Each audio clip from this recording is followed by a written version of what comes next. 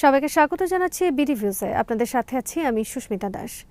ইরাকের ভৌগোলিক অবস্থানটাই এমন যে দেশটির চারপাশে প্রতিদ্বন্দ্বীর সংখ্যা বেশি। ইরান, সিরিয়া, তুরস্ক, সৌদি আরব ও ইসরায়েলের মতো শক্তিশালী দেশগুলো ইরাককে কার্যত ঘিরে আছে। এসব দেশের নানা সংঘাত সবসময় বিরূপ প্রভাব ফেলেছে ইরাকের রাজনীতি ও সমাজে। প্রতিবেশী দেশগুলোর এসব সংঘাতে কোনো কারণ ছাড়াই ইরাকের জড়িয়ে পড়ার ঝুঁকি তৈরি করেছে। তুরস্কের কুর্দি সমস্যা, সিরিয়ার গৃহযুদ্ধ, ইরান ও ইসরায়েলের সাম্প্রতিক যুদ্ধসহ প্রতিবেশী দেশগুলোর নানা ইস্যু ইরাকের অস্তিত্ব নিয়ে হুমকি তৈরি করেছে। বিস্তারিত থাকছে মোতালেব জামালির প্রতিবেদনে।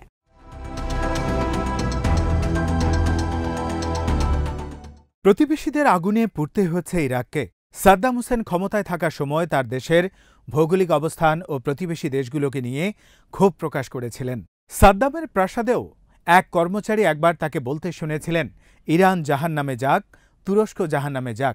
১৯৭৯ সালে ইরানে ইসলামী বিপ্লবের পর দেশটির সাথে ইরাকের ৮ বছরব্যাপী যুদ্ধ হয়। অন্যদিকে তুরস্কের কুর্দি বিদ্রোহীরা ইরাকের উত্তরাঞ্চলে আশ্রয় নেয়, সেখানে মাঝে মধ্যেই সামরিক অভিযান চালায় তুরস্ক। অন্যদিকে সিরিয়ার সাথেও ইরাকের সম্পর্ক ভালো ছিল না কখনোই।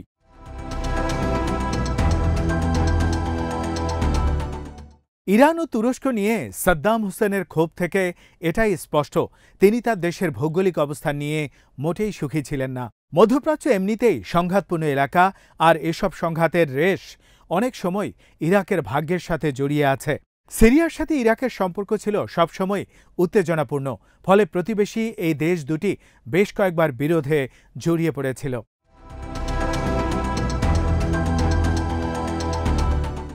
সাদ্দাম, হাফিজ আল আসাদ দুজনেই দীর্ঘদিন ক্ষমতায় ছিলেন। তাদের মধ্যে বৈরিতার সম্পর্ক কখনোই দূর হয়নি। দেশ দুটিতে শাসকের পরিবর্তন হলেও সম্পর্কের কোনো উন্নতি হয়নি এখনও। বর্তমানে এই দুই প্রতিবেশী দেশের মধ্যে সম্পর্ক ভালো নয়।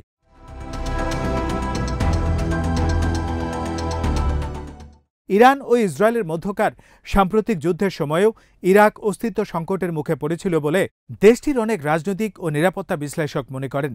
এমনকি এই হুমকি ইসলামিক স্টেট বা দায়েশের ইরাকে স্থায়ী আস্তানা গড়ার হুমকির চেয়েও মারাত্মক হয়ে উঠেছিল।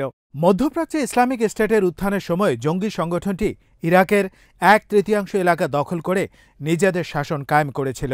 ইরাক তেমনই এক অস্তিত্ব সংকটে পড়েছিল এবারের ইরান ইসরায়েল যুদ্ধের সময়ে।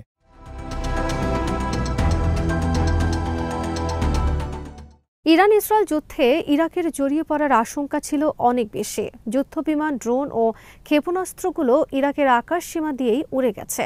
দেশটিতে ইরানের সমর্থক বেশ কয়েকটি সশস্ত্র গোষ্ঠী আছে। এগুলোর মধ্যে উল্লেখযোগ্য হচ্ছে কাতাইফ হিজবুল্লাহ, হাশদ আশ-শাবি, আহল আল হক, বদর অর্গানাইজেশন ইত্যাদি।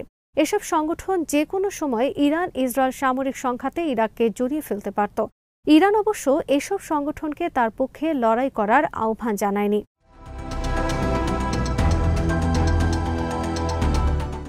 ইরাকে মার্কিন সামরিক ঘাঁটিতে ইরান বা তার ইরাকি মিত্র সংগঠনগুলো হামলা চালালে তা ইরাকের জন্য বিপদ ডেকে আনত। কারণ ইসরায়েলের পক্ষ থেকে হুমকি দেওয়া হয়েছিল যে ইরাক এই সংঘাতে ইরানের পক্ষে অবস্থান নিলে তার পরিণতি হবে ভয়াবহ।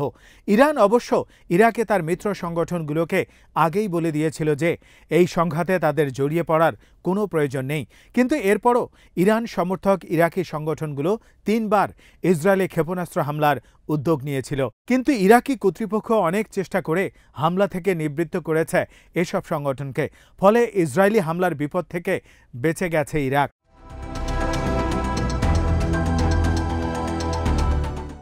লেবাননে হিজবুল্লাহ হামাসের পক্ষ নিয়ে ইসরায়েলে ক্ষেপণাস্ত্র ও রকেট হামলা চালানোর পর ইসরায়েল লেবাননে ব্যাপক হামলা করে হিজবুল্লাহ প্রধান হাসান নাসরাল্লাহ সহ সংগঠনটির অনেক শীর্ষ নেতাকে হত্যা করেছে। নিহত হয়েছেন সংগঠনটির কয়েকশো সদস্য ও সাধারণ মানুষ। ব্যাপক ক্ষতি হয়েছে বিভিন্ন অবকাঠামোর। হিজবুল্লাহ তুলনায় ইরাকের সশস্ত্র সংগঠনগুলো অনেক দুর্বল, ফলে ইসরায়েলের হামলা মোকাবেলার ক্ষমতা এদের অনেক কম। সঙ্গত কারণেই ইরানের পক্ষ নিয়ে লড়তে গেলে এসব সংগঠনই কেবল নয়, ইরাকের বিভিন্ন অবকাঠামোরও ব্যাপক ক্ষতি হতো।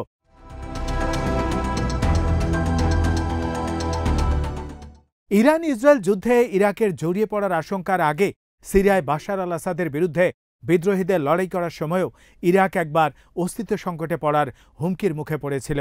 সিরিয়ার বর্তমান শাসক গোষ্ঠী হায়াত তাহরির আল শাম বা HTS দেশটির গুরুত্বপূর্ণ নগরী আলেপ্পো দখল করার সময় এই হুমকি তৈরি হয়েছিল।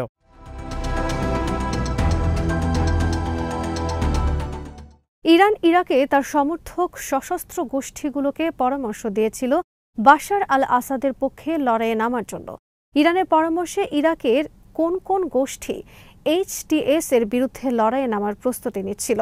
তাদের যুক্তি ছিল HTS কে এখনই প্রতিহত করতে না পারলে একসময় তার বিরূপ প্রভাব ইরাকেও ছড়িয়ে পড়বে। ইরাকের বর্তমান শাসক জোট স্টেট অ্যাডমিনিস্ট্রেশন কোয়ালিশন পার্লামেন্টের সব দল ও ইরান সমর্থক সশস্ত্র গোষ্ঠীগুলোর নেতাদেরকে নিয়ে রুদ্ধদ্বার বৈঠক করে তাদেরকে সিরিয়ার গৃহযুদ্ধে জড়ানো থেকে নিবৃত্ত করে, কারণ সংঘাতে জড়িয়ে পড়লে তখন তাদেরকে ভারী অস্ত্র সরবরাহ করার প্রয়োজন হবে। কিন্তু সিরিয়া সহ এই অঞ্চলের আকাশসীমায় ইসরায়েলি বিমান বাহিনীর আধিপত্য থাকায় তা করা সম্ভব হবে না। স্টেট অ্যাডমিনিস্ট্রেশন কোয়ালিশন নেতারা নানা যুক্তি দিয়ে শেষ পর্যন্ত ইরান সমর্থক গোষ্ঠীগুলোকে সিরিয়া সংঘাতে জড়িয়ে পড়া থেকে বিরত রাখেন।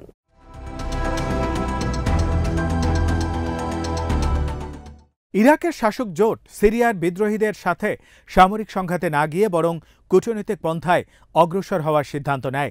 তারা সিরিয়ার প্রেসিডেন্ট বাশার আল আসাদকে তুরস্কের প্রেসিডেন্ট রিসেপ তাইপ এরদোয়ানের সাথে সাক্ষাৎ করার পরামর্শ দেয়, কারণ HTS-কে সমর্থন দিচ্ছে তুরস্ক। কিন্তু বাশার আল আসাদ তা করতে রাজি হননি। তবে তার ক্ষমতাচ্যুত হওয়ার আগে তিনি ইরাকের রাজধানী বাগদাদে সিরিয়া ও তুরস্কের পররাষ্ট্রমন্ত্রীদের মধ্যে বৈঠক অনুষ্ঠানে সম্মতি দিয়েছিলেন। কিন্তু ততদিনে তার পতন নিশ্চিত হয়ে পড়েছিল এবং রাতারাতি তাকে দেশ ছেড়ে রাশিয়ায় পালিয়ে যেতে হয়।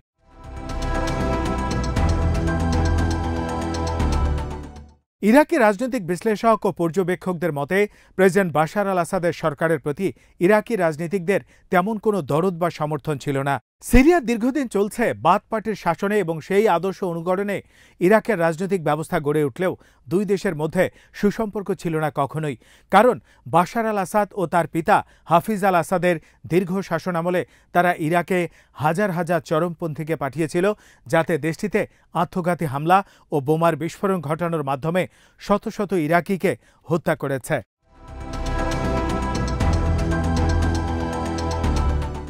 বাশার আল আসাদের চেয়ারে বসা HTS নেতা ও সিরিয়ার বর্তমান প্রেসিডেন্ট আহমেদ আল শারাকেও পছন্দ করে না ইরাকি কোনো গোষ্ঠী। কিন্তু তারপরও নিরাপত্তা ইস্যুতে বৈঠক করেছেন ইরাক ও সিরিয়ার পররাষ্ট্রমন্ত্রীরা। ইরাকি নেতারা আল শারার কর্মকাণ্ড ও তার অনুসৃত নীতির ওপর গভীর নজর রাখছেন। আল শারা তুরস্ক সহ এই অঞ্চলের বিভিন্ন দেশে সফর করলেও তাকে খুব সহসাই বাগদাদ সফরের আমন্ত্রণ জানানোর কোনো সম্ভাবনা নেই বলেই মনে করেন ইরাকি বিশ্লেষকরা।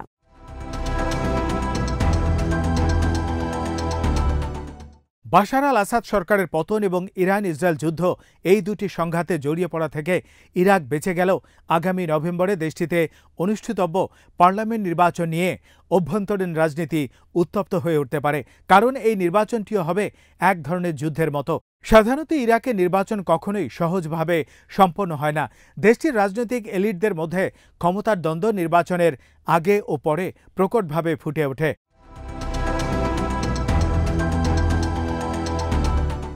অতীতেও বিভিন্ন নির্বাচন ও সরকার গঠনের সময় এই চিত্র দেখা গেছে। দেশটির বর্তমান রাজনৈতিক ব্যবস্থা অনুযায়ী বিভিন্ন জাতিগত ও ধর্মীয় গোষ্ঠী থেকে প্রেসিডেন্ট, প্রধানমন্ত্রী ও স্পিকার নির্বাচিত হন। ফলে নির্বাচন ও সরকার গঠনের সময় দর কষাকষি এমন পর্যায়ে পৌঁছায় যে সৃষ্ট অচলাবস্থার কারণে সরকার গঠনে কয়েক মাস সময় লেগে যায়। আগামী নভেম্বরের নির্বাচনের সময় যদি ইরান ও ইসরায়েলের মধ্যে আবারও যুদ্ধ শুরু হয়, তাহলে তা ইরাকের নির্বাচনকেও অনিশ্চিত করে তুলতে পারে।